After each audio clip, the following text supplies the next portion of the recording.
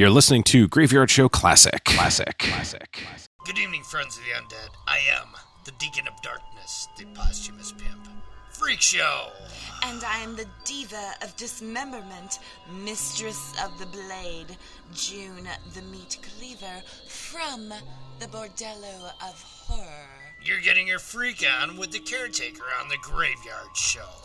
Step into the graveyard with the Caretaker at graveyardshow.com. That is graveyardshow.com. Podcast number 51, January 7th, 2010. Hi, I'm Shannon Lark, Fangoria's 2009 Spooksmodel. I am Stacie Ponder of Final Girl, and you are... I have no idea who you are, but I do know that you are listening To the Caretaker on the Graveyard Show.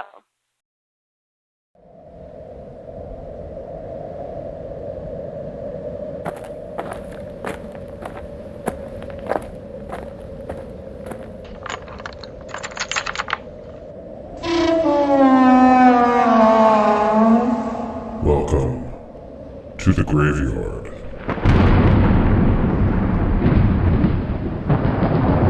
Enter the Graveyard every Thursday night, midnight Eastern, 9 p.m. Pacific.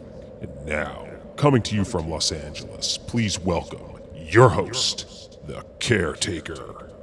You are listening to the Graveyard Show podcast, open for the first time here in the year 2010. I am your Caretaker, and I'm very happy to say that the Graveyard is open. Happy New Year, everybody. Welcome back to the Graveyard Show podcast, online for our second year. We just celebrated our first year anniversary on, of all days, New Year's Day. What a nice day to have an anniversary. Hope everybody out there had a great holiday season. We did here at the Graveyard. We were shut down for a couple days, and we liked it. Got a lot to get to for tonight's show, first show of the year. As you heard at the top of the show, what better way to start the year off than by inviting Shannon Lark, who is the 2009 Fangoria Spooksmodel, owner, founder of the Chainsaw Mafia and Viscera Film Festival, which, of course, the Graveyard Show was one of the sponsors of. And, of course, Stacie Ponder, writer of the blog Final Girl and Wednesday contributor to American Movie Classics Television's website, amctv.com. We've got a lot to talk about. It is a two-part interview. Tonight, you will hear all about the making of their film Ludlow. And if you missed my first interview with Stacie, we talked quite extensively about the comedy of errors that it took to make this film. That would be podcast 34. Shannon joined me almost about a year ago during March, the Women in Horror Month, here on the Graveyard Show podcast. And if you want to go back and listen to that, that would be podcast 14. So Shannon and Stacie will be joining me in just a little bit. Originally, I was supposed to have Ray McDermott on the show from filmradar.com. Unfortunately, my schedule did not permit Ray to be here. He was ready to go. Unfortunately, I just could not make it happen on my end. So I'm going to make it up to you and Ray by having him back next week. All this will begin in just a little bit, and you're going to hear it right after this. This is 911. What is the nature of your emergency? I've been robbed! Please list the items in question. My latte is only a single! You're calling from a cell phone, aren't you? Yes? In your car? Yes? And there's definitely not $1.50 worth of sprinkles on top! They totally ripped me off! You drive a blue BMW, this year's model, don't you? What? License plate XYZ PDQ? Yeah? For frivolous waste of 911 operator time, you are removed from the gene pool. Don't let this happen to you. Make sure your emergency is a real emergency. Wishful thinking, eh? But wishful thinking is the root of good fiction. For more good fiction, check out 19 Nocturne Boulevard at www.19nocturneboulevard.com. That's 19 Nocturne Boulevard.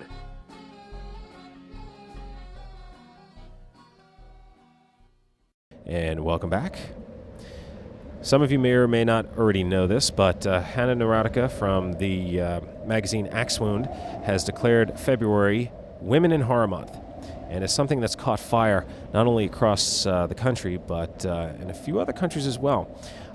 Canada and the UK and here in the States, there are going to be a lot of events going on during the month of February to celebrate women in horror. I've been in contact with Hannah, and as soon as she gets all the information put together in a press release, she's going to send it to the show. I will pass the word on to you. Now, what I can tell you is this. Our friend Raina Young, Miss Misery, up in the Bay Area, the queen of Bay Area horror, as we call her, well, she is going to be presenting a Women in Horror convention in San Francisco at the San Francisco Center on 1800 Market Street. And that's going to be on Saturday, February 27th. And the Graveyard Show is one of the proud sponsors of the event. Now, the guest list includes, but is not limited to, the following. Of course, Raina Young will be there, Di Green, Dottie Lux, Casey Hansen, Michelle Fatale, Val Kilmore, Sally Smith, Jenny Rector, Bunny Pistol, and Judy Serta, if I'm pronouncing that correctly, and Lady Monster. That's just some of the guests that right now are scheduled to be there. And again, that's going to be on Saturday, February 27th in San Francisco at the San Francisco Center. Of course, as the details roll in over these next few weeks, I'll be passing that along to you. And we're looking forward to having Raina on the show as well in the month of February to talk about it. Admission is free. That's right, free. So you just need to show up and have a good time. If you want to find out more, you want to keep tabs on this, go to lastdoorwayproductions.com. That's lastdoorwayproductions.com. And, of course, we have to send out congratulations to our friend Rich Peterson at the Bordello of Horror and Madison Horror Film Festival. And, of course, the man who is running the show here when I've been away. The Bordello of Horror just recently made its premiere on Madison, Wisconsin public access channel, WYOU, this past Saturday, or really technically Sunday morning. And it's going to be having a nice run on WYOU over these next few weeks. Hopefully it's going to remain there for a very, very long time. It is on at Sunday mornings, 1 a.m. to 3 a.m. if you live in Madison. And if you don't live in Madison, well, guess what? You can still check out the show. And it's real simple. You go online, you go to wyou.org. That's wyou.org. And you can watch the show streaming online. So the wonders of modern technology never cease to amaze. And, of course, it's always good to help bring all of our independent horror producers, give them a wider range of audience than they normally would have. So go out, support the Bordello of Horror every Sunday morning, 1 a.m. to 3 a.m. if you live in Madison and in the time zone. And if you don't, wyou.org, wyou.org. And I'm going to talk to Rich and see if there is any archiving of the show. So if you happen to miss it, hopefully there's a way you can catch it as well. But congratulations, Rich, on making the move from the internet to public access and back to the internet. So it's great to hear, and we wish you all the very, very best in your newfound home for the Bordello of Horror. Okay, music in just a little bit, but first, before we get to that, it's time to introduce our guest for the evening. And as you can hear in the background, well, we're not really, well, we are. We're digging two new graves for the year 2010, but they're familiar guests to the show. She is the 2009 Fangoria Spooksmodel and founder and owner of the Chainsaw Mafia and the Viscera Film Festival. Of course, we're talking about Shannon Lark.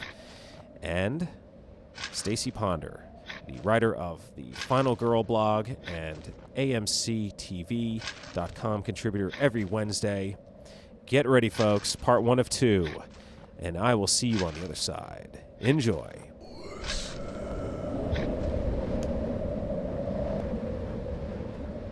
And what a better way to start 2010 than by welcoming back some friends of the show. Shannon Lark is the As you can hear, Shannon and Stacie are here. Shannon Lark, of course, is the founder and owner of the Chainsaw Mafia and the Viscera Film Festival, which the Graveyard Show was one of the proud sponsors of for 2009. And she's also the 2009 Fangoria Spooksmodel. Stacie Ponder is the writer of the blog Final Girl and is a Wednesday contributor to the website amctv.com. Both recently just finished working together on their films Ludlow and Lipstick, which we will talk about in just a minute. But first, I wanted to welcome both ladies back to the show. Hi, Shannon. Hi, Stacie. Happy New Year. Hello. Hi. Happy New Year. Well, it's great having. It feels so futuristic. Well, it's great having you both back on the show. First off, though, I want to ask Shannon, now that we are in 2010, now that the calendar's turned over, I noticed that you have not turned into a pumpkin now that you are no longer the Fangoria Spooksmodel. How does it feel now that you've passed the torch on to somebody else? I feel older and wiser, I think. Maybe that's just, I don't know. That's maybe just by getting older and wiser. But it's totally fine. Like, no hard feelings. I'm not jealous. I'm not upset. I did not cry into my pillow the past couple nights, so I think that I'm going to be okay. It's actually, it's kind of liberating, you know? Yeah. So I'm excited about this new year and all the things that are kind of come, between me and Stacie, but, for all sorts of things. So I think it was, it's time to look up and out to the stars, Yeah, I was going to say, because you were busy last year. I mean, it certainly must have taken a lot out of you. Yeah, and it was really good though, because I came back to New Mexico from San Francisco, and that was a huge change in my life because I wasn't doing the Living Dead Girls anymore, and all of these other projects that I had going in San Francisco that was they're really taking away from the time that I needed to be focusing on my filmmaking career. So working with Fangoria and doing the shows with them, I'm like, okay, I'm really ready to really be focusing on directing and writing and acting, doing a lot more features and stuff like that. So it's been a great year, 2009 was, but it really helped me to hone in on what I really wanted to be doing. Well, now, when I had Stacie on the show back in August of last year, we talked about Ludlow, and we talked about her website, Final Girl, where the two of you had done a diary about filming, the movie Ludlow. But Shannon, I got Stacie's thoughts on this, but I didn't get your thoughts yet. The infamous contract written on a napkin that you did on the Queen Mary. Why don't you tell everybody out there what that was? Okay, so Stacie and I met at the Paranoia Film Festival, and we went to the bar and started drinking, and I was pretty tipsy after one drink. That's pretty much all I need. And her and I had just met, and I had done the Viscera Q&A with a few other filmmakers, including Heidi Martinuzzi, and Stacie was there, and she was actually very nice to film it for us. And so I was like, yeah, let's go to the bar. Oh, and when she met me, I was carrying around this old omelet with sour cream. Because I had to check out of my room, and I didn't have a fridge, so I was just carrying around this omelet. And I was in this a really ugly, tacky orange, gold shimmery dress. I don't know what the I was thinking. So we went to the bar, and we had drinks, and there was this band, and they were all Southern California kind of band, and with the guitars and everything, and we start. I was like, hey, have you ever heard of the most retarded thing to do ever, which is to write a contract on a napkin, because a lot of people have been taken to court over this, blah blah blah. So just learning about it, and so that's exactly what we did. And it wasn't just one contract, though. Oh. It was several. How many, Stacie? There's a stack of them. Yeah. But most of them are just about. Shannon was a little bit kind of drunk, I guess, and so she was really into the idea of me giving my autograph to people, and so she started autographing napkins for me that I could then give to people. Oh. Because the idea of signing an autograph to me is just the most ridiculous thing I've ever heard of. So she was just helping me prepare for the future. So I still have a stack of napkins with my signature by Shannon Lark on them. There you go. Collector's But items it was for like all. love Stacie Ponder. Which is obviously something I would write. So this contract stated, at least the first one stated, I wanted to work with Stacie because I saw Top Friends and the Ghostula series, and then especially Taste of Flesh, Taste of Fear, which is going to be coming out on the Viscera DVD. So that's how Stacie and I met, is because she's a filmmaker.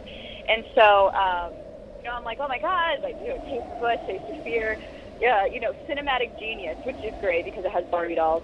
And I'm like, I really want to work with you. And so the first contract was stated that I would act in a Stacie Ponder film, and I would bring joy or something to everyone on the set. Like, I had to actually enjoy it. And I had to bring happiness to everybody while I was working on this movie. So that's kind of how the whole idea of Ludlow started. Yeah. So it's just, and I was like, okay, that's neat. Like, I guess I'll write something for you now. So now looking back on it, at first I was like really flattered by it. Like, oh my God, this person wants to work with me so much she'll sign a napkin contract. And then I'm like, wait a minute, she just like napkin contracted her way into a starring role in film. Like, who's the idiot here? She played you. She totally played I totally you. got played. Yeah, I mean, now she has a contract for life, right? Now she's in everything that you do. Yeah, like, I don't even know what I was thinking with that, but... Yeah, so now it's like, what is the now one of the other in contracts? all of my movies. Yeah, But I guess technically it doesn't really matter, be. right? I mean, it could be like maybe a picture of you, or Exactly. That's what I'm thinking. Is the loophole is that it does not say in what capacity I have to put her in the film. Yeah. So I figure I can just use extra footage from something else, or have a picture of her in the background or something, and that would count. And there you go. See, it's kind always of the like a Where's Waldo sort of deal. Yeah. Very Hitchcockian, I mean, because he was in every one of his movies, I think. So it was just a matter of finding where's Alfred Hitchcock. And now, speaking of Ludlow, Stacie, why don't you let everybody out there know what the film is about, or what can you tell as far as the story goes? What can I tell? In a world where it's basically about a young woman who has left her abusive boyfriend, spouse, whatever relationship they have. She's left him, and she is waiting at a hotel in Ludlow for her sister to arrive so they can travel to a new city and a new life. And while she's holed up in the hotel, she's drinking and taking prescription pills and engaging in all sorts of behavior that she shouldn't be engaging in. And it's just kind of 3 days in the hotel with this person who's spiraling into a really bad state of mind. Yeah, now, you were kind enough to send me a rough cut of the film, and I did see it, and I really enjoyed it. I thought it was a really well-made film. And Shannon, you did a great job acting in it. I'll get into the acting in just a second. Stacie, though, when you were on the show last time, we talked about the comedy of errors that happened while you were making this film. And at the end of that interview, you were getting ready to go back out with Shannon to do reshoots. So my question is, how did the reshoots go? Or I shouldn't say reshoots, but additional photography. How did that go? It went really, really smoothly. Really? That's great. I think because so many things went wrong the first time we traveled to Ludlow to shoot the film, we gave ourselves extra time this time around. And we really only had one scene to shoot, and we booked 2 days in the hotel and all of this just in case something went wrong, and nothing went wrong. And I think we finished shooting what we had to shoot in about 2 hours. Wow. And it just went, even though it was effects heavy, it was like the most effects of anything in the film, really. Okay. But it went extremely well, really smoothly, and then we ended up being stuck in Ludlow for 2 days with nothing to do. And the room was there, really and weird. Everything was good with the room and no problems. Well, the only thing that was different, actually, is we couldn't get the same hotel room. Okay. Because, I don't know, the air conditioner was broken or something, and it was August. And you're just in the middle of the desert, you need an air conditioner in your hotel room. The room was slightly different. Okay. But we made do. So. Okay. Now, Shannon, Stacie and I talked about your role, and how I think that a lot of your fans are probably going to see you differently when they see this film. It's such an intense film. You give such an intense performance. What can you tell about this role without giving too much away as far as preparing? And I mean, I would think that in some ways it would affect you slightly, right? Oh yeah, it totally affected me. So, I think it was good that I think it helped add to the mayhem that so many things went wrong while we were shooting, and we had to pack it into 2 days to shoot this thing. So, it was an intense situation. I mean, I constantly had to be in it. Yeah. And I'm not a method actress. I don't want you to think that I'm like, I was like insane, but like Stacie, it was really good working with Stacie, and it was nice to like pretty much have no crew, because it was so easy just to snap into it, because Stacie and I were creating the atmosphere that needed to get me to that point of whatever I needed to be in whatever scene we were shooting. We didn't have a whole bunch of people and time to really be like, okay, now we're going to do this, and then maybe 3 hours later, like, we actually shoot something. Yeah. So it was great because it was so intense the entire time, and so it made it a lot easier for me to actually get into my role. Yeah. And certainly a lot more intimate, I mean, because it's just the two of you, and you don't have that crew, wandering around and people setting up, and a lot of distractions that would normally occur on set. But you mentioned how the distractions and everything, with things that were happening while you were making this film. But did you find at times that it was tough to focus, or was it something that once you started going that it was pretty easy to slide right back into? Once I started going, it was really easy.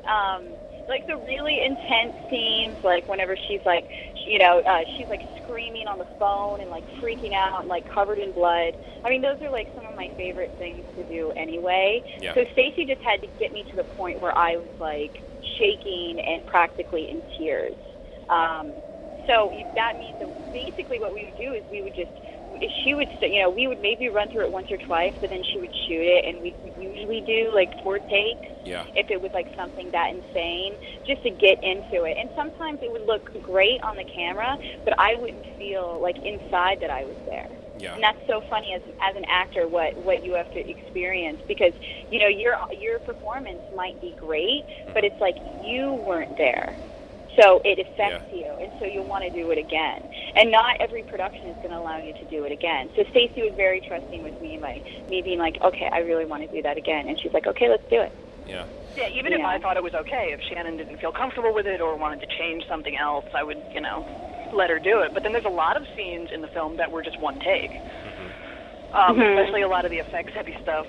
There's a scene in the bathroom that's pretty effects-heavy, and that was just all one shot. Like, there's several scenes like that we just didn't have time to kind of get Shannon all bloody and then clean her up and do it again. Yeah. It was just boom, boom, boom, we got to get this done. And so I would just roll the camera and be thinking ahead to the editing process and knowing that I can just piece together what I want. Well, yeah, Stacie, let me ask you this, because, I mean, certainly for Shannon, being the the star of the film, also, I mean, I think she was alone, probably 85% of the film, maybe more, I guess. How for you as a filmmaker, now you're not just directing, you're shooting it, you're doing some effects, you're trying to do set dressing. I'm sure Shannon was as well. But as the director and producer, how did that affect you trying to work under this time limit? Because you only had 4 days the first time you went out, and then you went back out the second time. So what kind of mindset were you in while making this? Well, I think once we got kind of screwed out of 2 days of our shooting schedule, I think I was a little bit panicked for a few minutes. Yeah. And for those who didn't listen to the first interview or may not know, it was a power outage that had happened at the hotel. There were all kinds of stuff that was going. The room wasn't available after you had reserved it. They lost the reservation. Yeah. The power went out. All this. So our 4 day shooting schedule basically got cut down to about 2. But the little bit of footage that we did get to shoot on those first 2 days, like there's some driving sequences and some exteriors that we got to do. That kind of got me into the groove right away of working with Shannon and knowing what I could expect from her and how we could communicate. So it was just really, even though it was a time constraint, and there were plenty of times where, I had everything storyboarded out. I knew what I wanted, but then you get in the space and sometimes your shots just don't work. Yeah. Or I don't have the technical expertise to kind of get the camera to do what I want it to do. Yeah. And so it's like you just kind of gotta, okay, that's not gonna work, let's move on, what is gonna work? Mm-hmm. It was kind of nice not to have the time to wring my hands and cry over losing a shot, or like there's a few scenes that we changed location. There's a scene that was supposed to, when her sister shows up at the hotel, Yep. the dialogue scene between them was originally supposed to take place at a diner. Okay. And we went over to the diner to shoot, and it was just too noisy. We just couldn't get it going, and so... Well, there's a biker rally, so it was like bikers everywhere. Yeah. It was crazy. It was just really loud, and I could tell that the actors, Shannon and Alyssa, were kind of having problems concentrating with the noise, and it was just kind of horrible. And so I got cranky for like 5 minutes, and then was like, okay, what are we going to do? All right, I'm going to rewrite this part, and so it's going to take place in the hotel room. Let's go. And you just kind of do what you got to do Sure. and make it happen. Sure. I mean, the limits of low-budget filmmaking. I mean, you do. Whoops. Yeah. You have to adapt. I mean, it's just one of those things. With the because there's some cuts in the film where you go from wide shots and then you do the digital zoom where everything's blown up. Was that something that you thought about while you're shooting it, or was it something once you got into editing you kind of had an idea of like you wanted to do it in certain places? Because you don't use it a lot, but you use it enough. Yeah, that was kind of before Ludlow. I worked exclusively in iMovie, Okay. like iMovie 4 or something, which has no sort of I can't do anything with iMovie. I can make a sepia tone so it looks like you're in the Old West, but like that's about the only effect I can do. Yeah. And then for Ludlow, I graduated to Final Cut, and I'm like, oh my God, I can reframe my shots. I can do, and none of that sort of was in my mind when we were shooting, because I've never been able to do that before. So when we were shooting, it was whatever I'm seeing through the camera is what's going to end up on screen. Mm-hmm. And then I got my hands on this computer program, and I'm like, oh my God, like I have options here. So. Was it tempting not to overdo the toys that you now had? A little. I tried to have them always serve the story, because that's always number one. Hopefully, it's like, yes, trickery is fun and style is awesome, and I hope there's a little bit of style to the movie. But if your story sucks, or if the movie if the narrative doesn't work, then it doesn't matter how pretty it is. And in the end, it's going to be an unsatisfying product. I thought it was very effective. I mean, because you went, like I said, you use the digital zoom. You also go from color to black and white. And, it's just, I thought it was really well done. So, for what it's worth. Thank you. Thank you very much. You're like one of the first people who I don't know who's seen the movie. Oh, well, so. There you go. Well, it really is well done, and and everybody out there listening, you have to see this when it comes out, and we'll get into that later on. Now, Shannon, a lot of blood in this film. There are a lot of scenes where you've got blood going all over the place. I mean, obviously you've worked with blood before in your photos and stuff like that. I mean, is it something that after a while I mean, how do you work with it after as much as you do on this? Because you do have a lot. I just get used to it. It's like all the, I've done bloody stuff for film and photography, but it's the most of it has actually come from the stage shows. Like I've been trying to perform on stage and like slipping around in blood. And that's been really crazy. So like, you know, doing a film where I get covered in blood is no problem, you know, because it's not like I'm like slipping around in heels like trying to perform like the can. So you know, like Stacie used like Ben Nye blood, and that's like, you know, it's a really nice blood. You know, it has like a minty taste. It doesn't taste like crap. So it's you know, it was pretty easy. Whenever we added the glass, you know, the glass bottle that breaks, like the fake glass. I've never done that before, so that was a new experience, and it was really cool because it looked like glass was like in my skin. And I know the scene you're so talking I could like about. rub it around. I could rub it around, and I got really into it. So when we're doing like the stabbing scene, I don't know how much Stacie wants to give away, but basically when we're doing the stabbing scene at the end, I was like, so how do you want me to do this? You know, how do you want me to stab? Because there's so many different ways to stab. And she was like, I don't know, like maybe a little sexual? And I was like, okay, and I just went with it. And well, you know, it does. You know what? It does come across though, and I like the irony that's kind of used in that sequence, because without giving anything away, there is a real irony to that moment that I thought really worked. And before we started rolling on this, Stacie and I were talking, and I was telling her that the sound that was made during that stabbing sequence is really disturbing and very effective. It is, and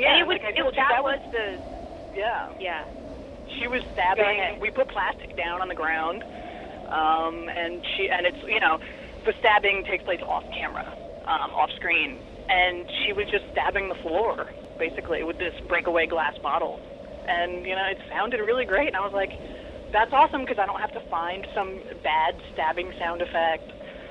And like there's a sequence in it when somebody gets punched in the face.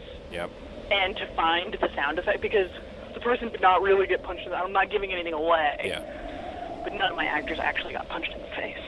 But finding a decent sound effect for that was really difficult. Sure. I mean, a lot of it is the cartoon punches or the over-the-top punches, which you don't want to use in this. Speaking of sexuality, there's a scene early in the film where you're on the bed. It's the first night you're staying at the hotel. Was that? I mean, it's pretty intimate shooting. Let's just say it. The character masturbates. Yeah, her character masturbates on the bed, and I you know, I mean. How does that, as an actress, how do you kind of, you know, how does that work? That was interesting, because I love cheap hotel rooms, and that's kind of how like Ludlow kind of came about. Is that Stacie and I were talking about our love for, you know, like roach hotels, like you know, motels and things like that, and just like places like in the desert. We both love the desert, and so we wanted to shoot something in the desert, and you know, just like the cheapness of it. So all, you know, and like, you know, the sheets and how there can be shit, like, I mean, just stuff on the sheets, and you know, it's just a really nasty kind of place. So going to Ludlow and, you know, and experience, you know, and even being able to communicate with the townspeople, really, you know, in the trailer park right next door, it really helped to get myself into that position where I'm like, okay, I'm masturbating in a cheap motel room, because I mean, who hasn't? You know, I have plenty of time. Like, so, and just, you know, it just feels dirty. You know, it just is awesome. So with Stacie, it was great because, you know, there are two other actors in the film, but they were arriving. They hadn't gotten there yet. They arrived maybe like 20 minutes after we finished shooting that scene. So we had to get it done, because then they were going to be there, and even if they were going to, you know, of course they would have been outside while I was doing that, but still, you know, you want to get there. So it was actually very painless.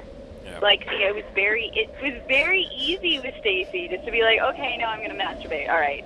And so she like directed me a little bit, but like it just didn't seem like that big of a deal. Like if it was a bigger set and then it has to be like this big deal, you have to close everything and people have to leave and then they're like, oh my God, now we're going to do the masturbation scene. Then it's a little nerve-wracking. Sure. You know? Sure.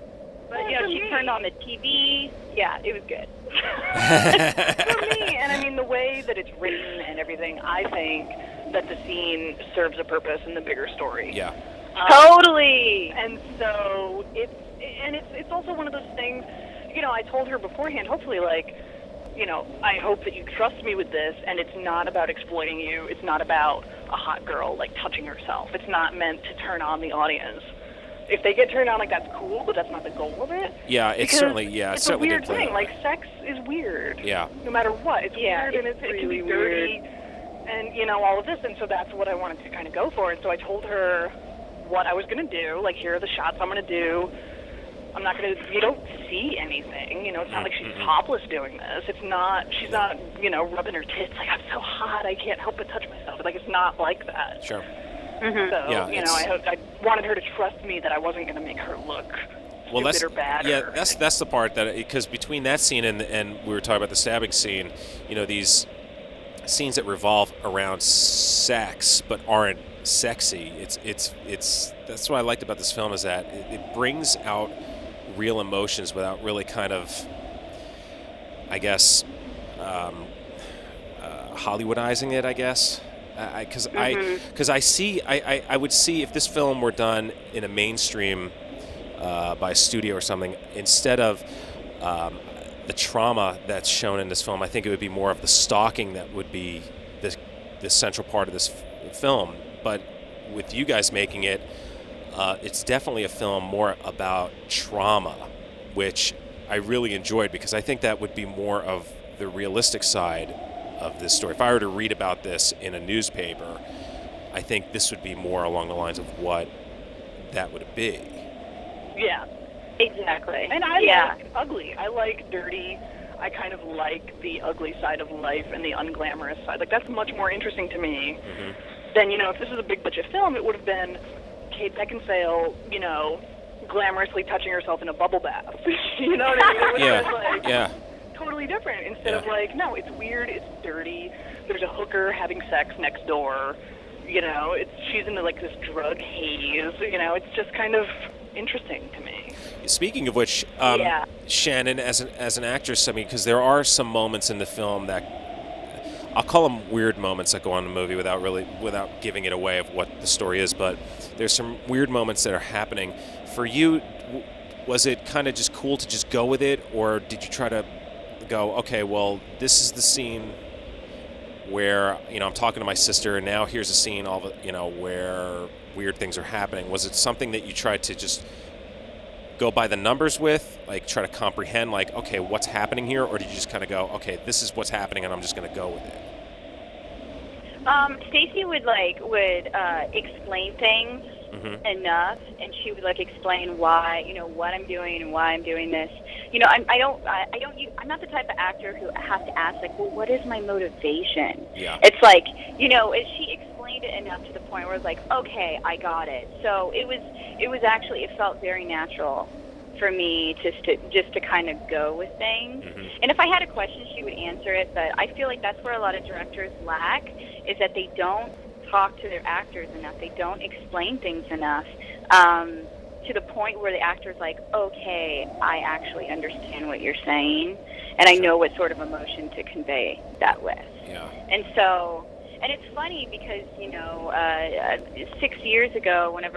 or 7 years ago when I started my career and found out what I really want to be doing, it's so funny, because I would, ask the universe or God, or however you want to think of it, or even just yourself, or the way the energy works, asking, saying, this is what I want to do. I want to be in movies. I want to be acting. This is, I finally found my calling.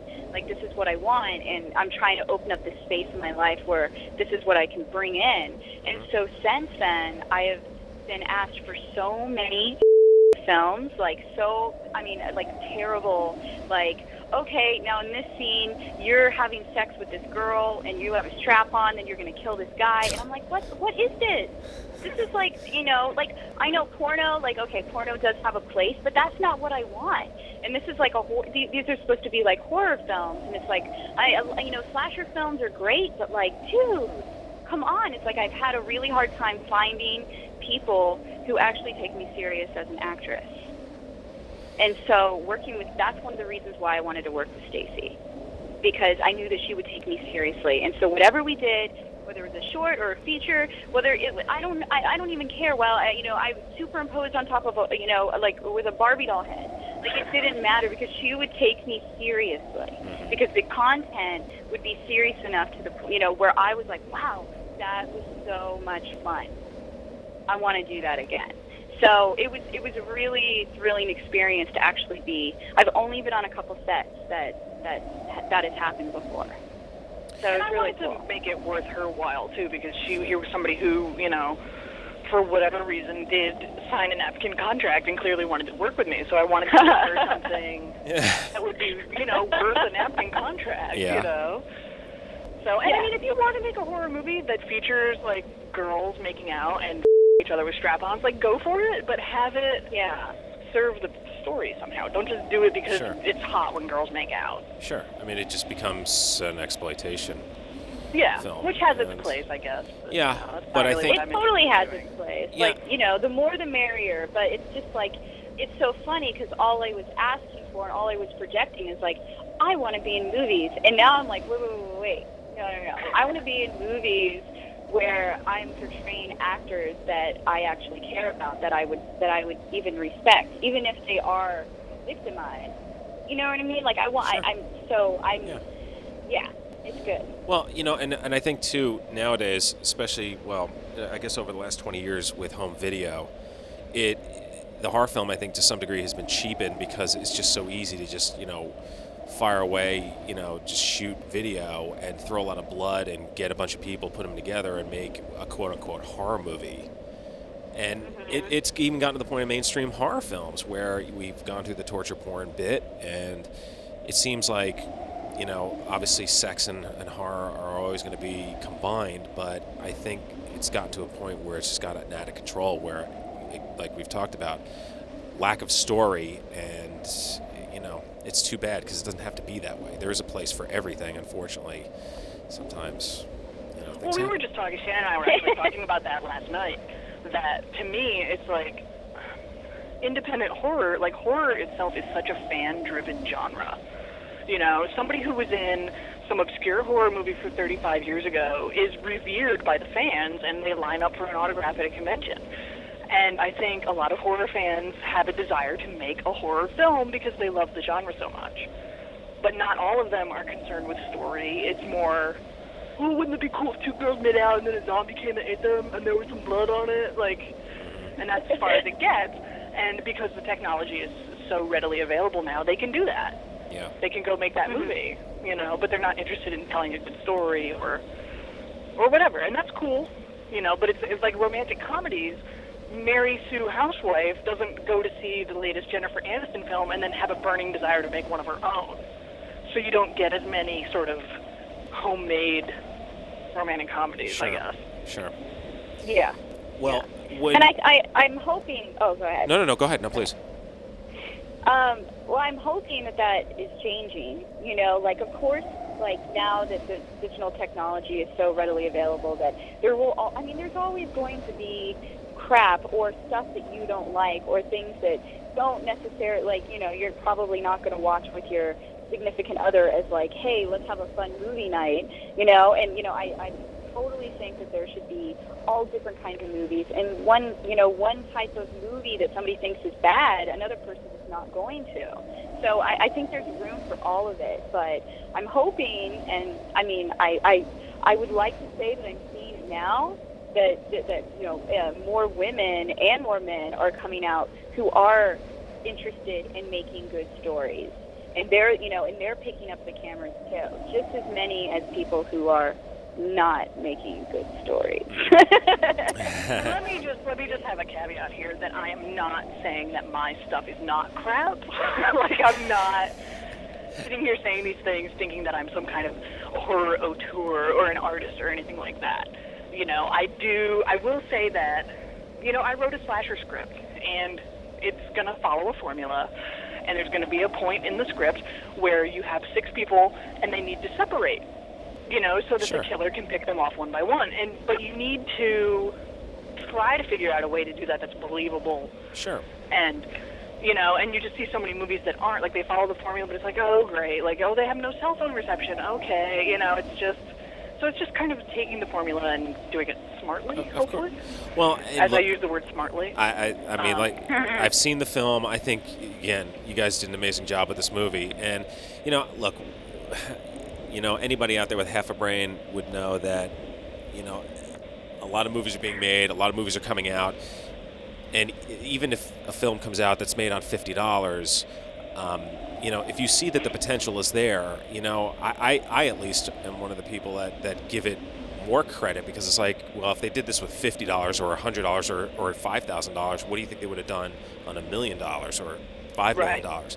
And that's why, some of my favorite movies of all time are independent, low budget, maybe corny films, but at the same time, there's a lot to it. And I think with your film, there's a lot to it. There's character, there's a story, there's development, there's, the horror element. And, when people see this film, I think they're really going to appreciate it for what it is. Neat. Yay, thank you. Of course. I mean that. I'm not saying that because I have both of you on right now. I really do. I think it's a. I would hope not. I mean, I hope if you didn't like it or it didn't work for you. Like, I know that not everybody's gonna like it. Well, it's just not.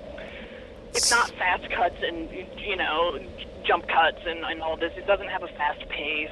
It's I'm starting to notice. That's cool. I'm starting to notice, because I've seen your film now. I've seen Women's Studies, which was directed by Lonnie Martin, and I've seen Thicker Than Water, which Philip Messerer directed, and all low-budget independent horror films. And I'm noticing a trend that's coming back, and it's letting the story develop, giving it some breathing room, as opposed to quick cuts, blood splatter everywhere, jump scares every 5 seconds. I'm starting to see that trend coming back, which is refreshing, because those are the films that all of us saw growing up. Right. Yeah. And for me, I mean, yes, I like Final Destination. I like popcorn movies where at the end of the day, I don't even know the characters' names. I can't tell one from the other. I enjoy those kind of movies, but I also like character-driven pieces, and I like seeing people's stories and their lives unfold. So that's more what I was trying to do with this. Well, and when the last time you were on, I liked the conversation we had about Friday the 13th Part 2, and if people go back and listen to that you made some really good points about why it's such a good horror film. And here it is, it's a Friday the 13th movie. So, I mean, that's the beauty of the genre, is that you can take different pieces of it, and you can either go one direction or anyway. A lot of selection. Now, when you decided to make this film, you also decided to post a diary on your website, finalgirl.blogspot.com. How did that come about? I don't know. How did that come about? I think I initiated it, and for once I wanted to talk about something that I was doing. I try to keep my personal stuff off of Final Girl, but I think I was proud of the fact that I was doing it. That I was kind of making a feature, and so I wanted to tell people. And so I thought that would be kind of a cool way to go about it, was for me and Shannon to go back and forth talking about it, because it was such a weird story of how it all came together. And I thought people would dig it, so. Well, it's great. It's a great insight as to the filming of this movie. And again, if people want to go back and they want to read it, it's finalgirl.blogspot.com. And the name of the piece is I Made a Movie, right? So I Made a Movie. Yeah. Because I think that was how I started the first piece, was like, hey, so I made a movie. So where? Because I get press releases all the time for movies that are like not even started. Somebody writes a script and they feel the need to put out a press release about it, or hey, I talked to my mom about this movie. I better send out a press release. Yeah. Like, I'm not one to do that or kind of talk about myself in that way. So it just kind of started out really casual, like, hey, guess what I did last weekend? I made a movie. And I think it's great for people who want to, the people who've never made a movie before, and they're like, oh, wait a minute, you both made a movie, and you were the crew, and you just did it, and that's how you did it, but you did it. And so I think it helps people it kind of disintegrates the illusion that Hollywood gives of like, oh no, this is way too sophisticated for any normal person to be able to learn. You know, a lot of people have these weird hang-ups about filmmaking. It's like, oh, well, that would just be too complicated. I would never be able to do that because, you know, it takes so much expertise. And it's like, okay, you know what? It starts by picking up the camera. Yeah. And so I feel like that's kind of what the So I Made a Movie series, at least if I was looking online and I'd never been a filmmaker before, I would be totally into it because it really, like, it cuts down all the illusion. Yeah. You know? Well, it Yeah, does. hopefully it's like an entertaining read, and hopefully somebody will look at it and be inspired maybe to go and make their own. I would think. Yeah. I would You know. think. I mean, there are a lot of people out there that want to make movies, and now with all these prosumer tools out there with Final Cut and Pro Tools and, you know, video cameras, and I mean, it's I would think that somebody who is interested, if they saw that, they would want to read it and learn, you know, how to do it. If they were smart. Yeah. Mm-hmm. So where are you at right now with the film, as far as editing goes? I am still kind of putting the finishing touches on it, like finessing some of the scenes, even just taking out a shot or two and just kind of trimming. And it needs a little bit of music, a little color correcting, like just things like that, like just the final sort of edit, basically. And then I need to start thinking about distribution. Yeah. And getting it out there, and that is terrifying to me because I don't know what I'm doing at all. Well, So yeah, it's, well, I would think between the two of you, you have probably quite a few connections that will be able to help, I would hope. yeah, Yeah. And I mean, this is where, you know, the entire industry is going anyway. You know, these cheaper made films that, you know, distribution companies don't have to pay, you know, millions of dollars to get something created. I mean, it's a lot easier, I think, to distribute your film now than it was 5 years ago. Yeah. You know, you can self-distribute your film. So there are a lot of options that Stacie and I have been talking about. So I think it's just, you know, a matter of getting the film done and just getting it out there. And, you know, it's pretty exciting. Woo! it's cool. It's kind of, you know, it'll be strange to just put it out there. You know, I'm going to have to not read any reviews or anything like that. Because it is what it is, you know, and Yeah. you can always learn, but whatever. I don't know. I just want to get it out there so I don't have to think about it anymore. Sure. Well, who knows? Maybe, maybe sequel. Maybe they'll love it so much they'll want a sequel of some sort. Right. Oh, my God. Ludlow returns. Ludlow Right. 2. Krista's revenge.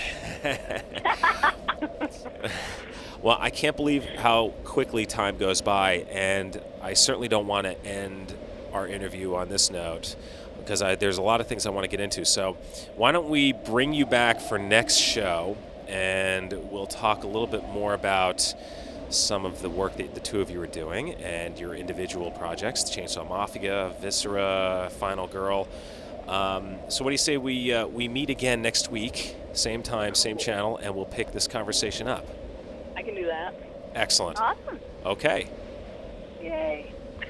Woo! And that concludes part 1 of my interview with Shannon and Stacie. Trust me, folks, they're just getting warmed up. Wait until you hear next week. Next week, we're going to talk about another film that they did together called Lipstick. You better get ready for that one. I know. I kind of got thrown. I kind of got thrown off my game during that part. We're also going to talk about what you can expect to see at this year's Viscera Film Festival. We're going to talk about Twilight, actually, and why is it that there are some in the horror community that are just so upset about this film series, and we're going to talk about a whole lot of other stuff. So come back next week for part 2 of my interview with Shannon and Stacie. Like I said, this interview, they're just getting warmed up. And of course, as always, as you exit the graveyard, I'd like to remind you to please lock the gate behind you. We wouldn't want anyone to get out. Until next time.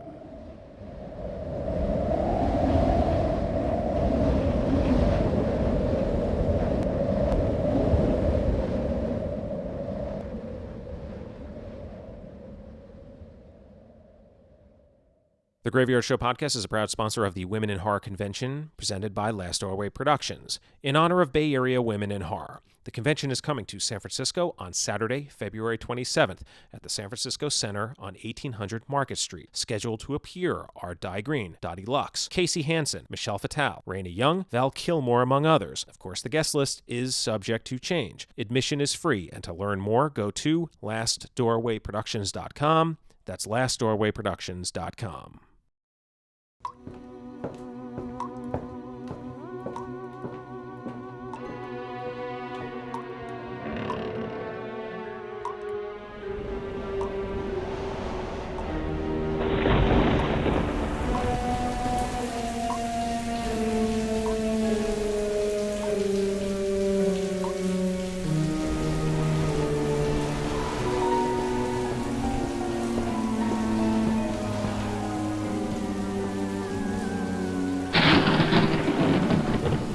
The Last Doorway Show features interviews, news, conventions, and independent horror films.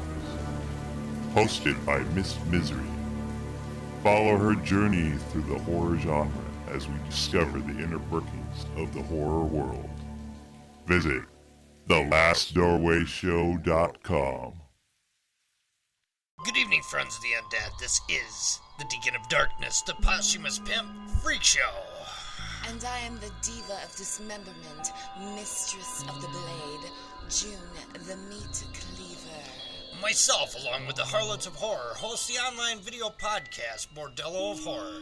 Check out all the twisted fun with featured films, news, interviews, reviews, and more. I personally dare you to step into the bordello at madisonhorror.com. That's madisonhorror.com. Madisonhorror.com.